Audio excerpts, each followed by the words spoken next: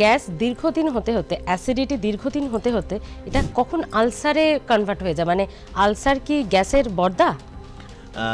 না, আবার সেই গ্যাস, ঠিক আছে। আলসার মানে কিন্তু পেটে ব্যথা হবে, জ্বালা হবে, কখনো কখনো রক্তবমি, কালো পায়খানা হতে পারে। এটা পাকস্থলীতেও হতে পারে, ক্ষুদ্রান্ত্রেও হতে পারে, যেটাকে আমরা সাধারণ acid related gas, acid peptic disorder বলি। আবার সেই অ্যাসিডের জন্য কিন্তু যদি আমাদের অ্যাসিডটা বারবার করে উপরে সেই খাদ্যনালীতে ওঠে, সেখানেও কিছু আলসার তৈরি হতে পারে, সেটা জিআরডি বা রিফ্লাক্স ডিজিজ বলি।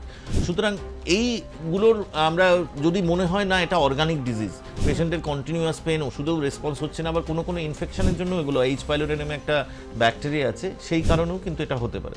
সেক্ষেত্রে আমরা এন্ডোস্কোপি করে কোনো আলসার পেলে দেখে নিই, সে মতো একটা রস নিয়ে পরীক্ষা করা হয়, সেখানে দেখা যদি ইনফেকশনটা আছে তাহলে সেটাকে নির্মূল করার চেষ্টা, নয়তো সারা জীবন ওষুধ দিয়েও কিন্তু এই আলসার সারিয়ে দেওয়া যায় না। সুতরাং এইভাবেও কিন্তু আমরা কারণটা খুঁজি যে কেন হচ্ছে। ধরুন কেউ অজস্র পরিমাণে ব্যথার ওষুধ খাচ্ছে, কোনো ব্যথা আছে, ব্যথা কমানোর ওষুধ খেয়ে যাচ্ছে, সেখানেও কিন্তু পাকস্থলী বা ক্ষুদ্রান্ত্রে বিভিন্ন জায়গায় আলসার তৈরি হতে পারে।